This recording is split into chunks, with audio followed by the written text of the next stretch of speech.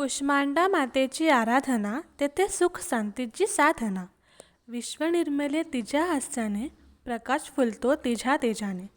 8 भुजांनी सजली ही माता, हातात शस्त्र कमळ व धन्यता.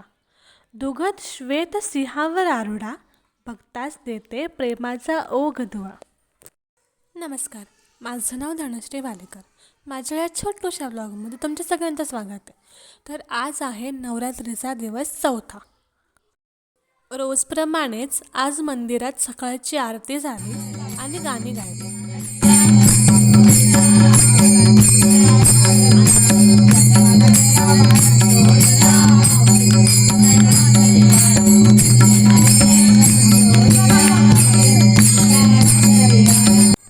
मग संध्याकाळची आरती आणि देवीची गाणी.